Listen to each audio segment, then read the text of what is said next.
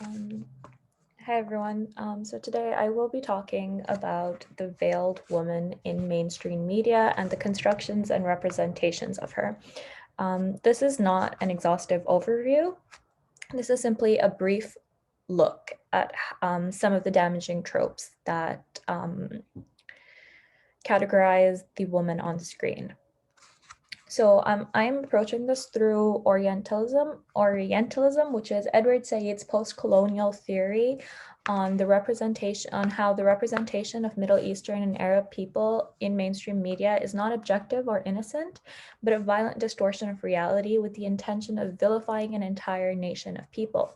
Orientalism discusses how the ways in which fictional stories and irresponsible journalism play a part in abstracting an entire nation for a political purpose. This conflation of Muslim men with terrorism and the Orient as a dated and damaging place is actively hurting the visibility of veiled women in media. So what follows is a short clip of Edward Said explaining the way this happens.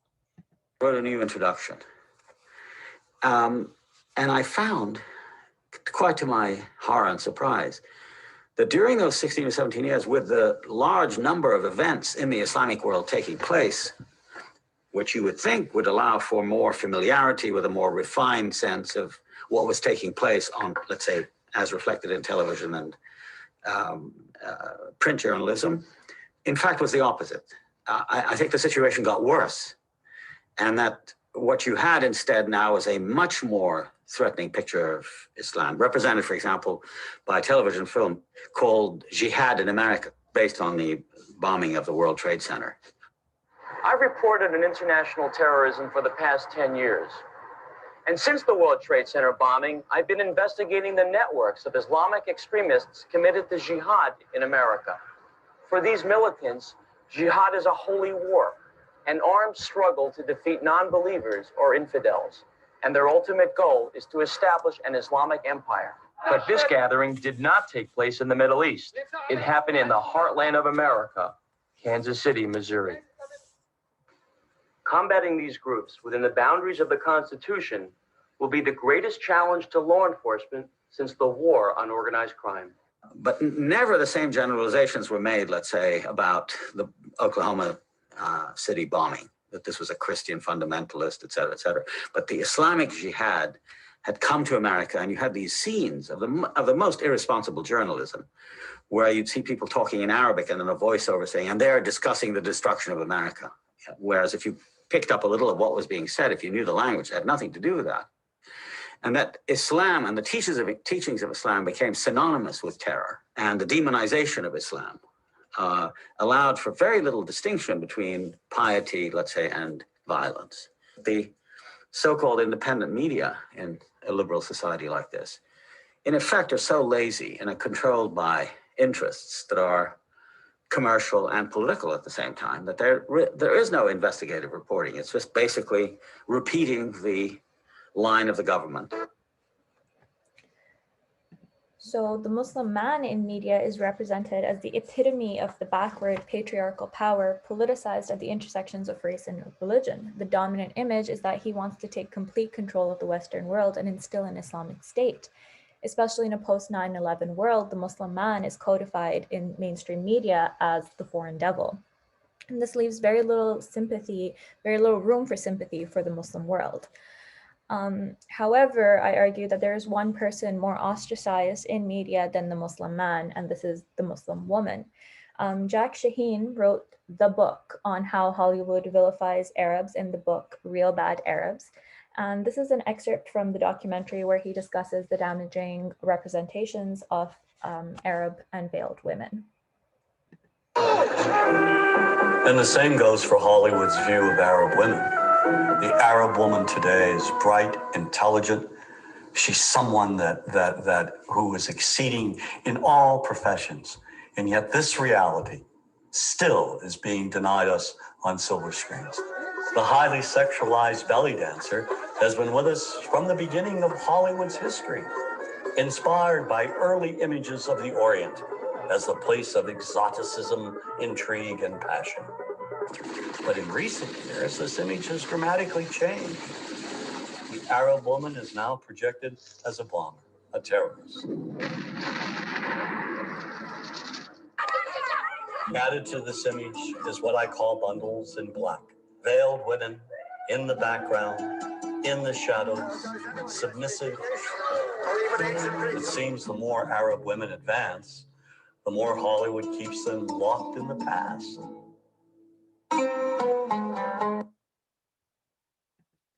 So according to Shaheen, the Muslim woman is the ultimate other in media. She is unknown, unseen, and misrepresented as her image is corrupted by Islamophobia, racism, and misogyny. Based on his explanation, I picked up on 3 dominant tropes that I'm interested in: the wife, the villain, and the exotic other. In Fanon's essay, Algeria Unveiled, he writes that this woman who sees without being seen frustrates the colonizer. The colonizer is frustrated that the covered woman can see without him seeing her. And when his control is taken away from him, he reacts in a mode of aggression. And I believe that there is nothing more aggressive than taking away the agency of the veiled woman, who in many cases chooses to veil herself, and isolating her from the understanding of others by painting a narrative for her. So I believe that the way veiled women are represented on the screen is a mode of aggression. It is a way to limit the general perception of who these women are, what their stories are, because they're very rarely given a voice at all. So of these first themes, the first one is the exotic object. And this is quite a common Orientalist trope, as the veiled woman becomes quite a metaphor for the East. She is mysticized, and she becomes an invitation for colonized thought and desire. She's sexually suggestive, mysterious, and framed by male desire. So this image of women in the Turkish baths is quite a common idea, that underneath these covered, underneath their covers, underneath their veils, these women are open to sexual conquest.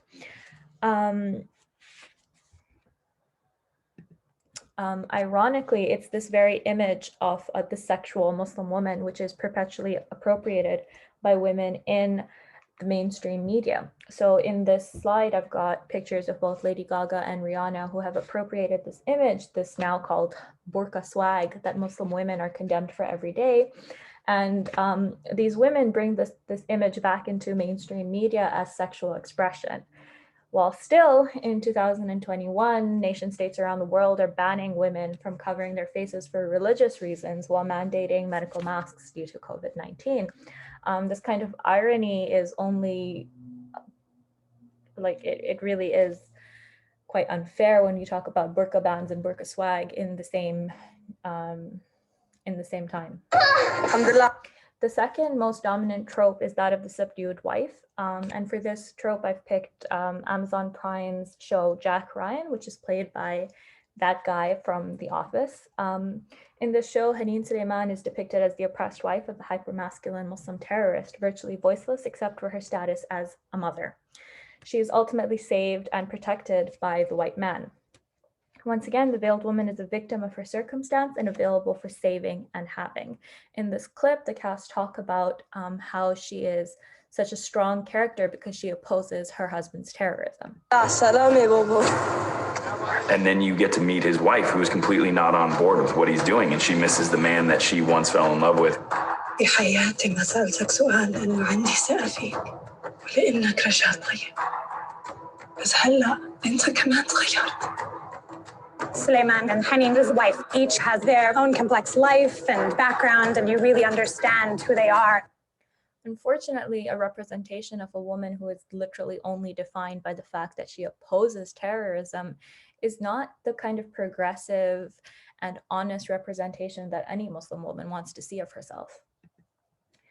The third, and sadly the most progressive trope that gives women any agency at all, is the villain trope, where instead of being seen as a silent observer, Nadia from the Netflix show The Bodyguard, which is set in the UK, is seen as a villain and not as a silent observer. In this clip, which because of some Netflix rules I was not able to record the audio of, Nadia is proudly telling these lawyers that she defied the Western expectation of the silent, subdued Muslim wife and engineered the suicide bomb by herself.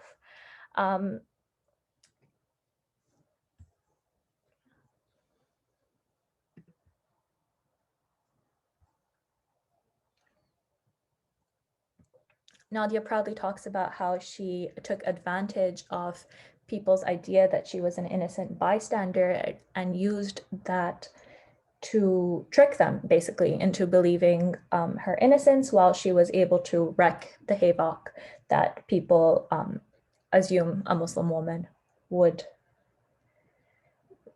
do.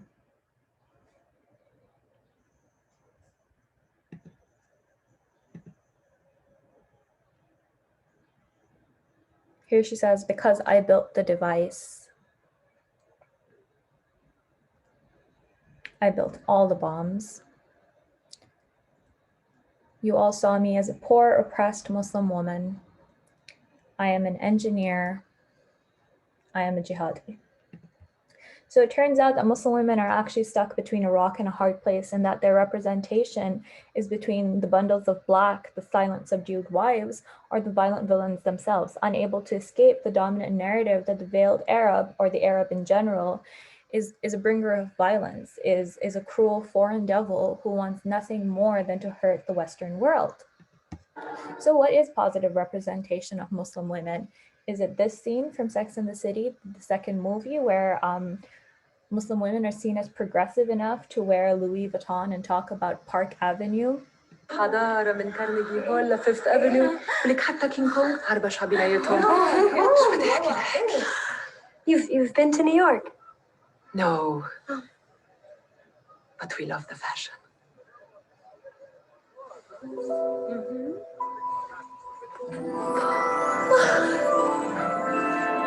Louis Vuitton. Yes. And they're in a dried flower shop, halfway across the world, underneath hundreds of years of tradition, was this year's spring collection.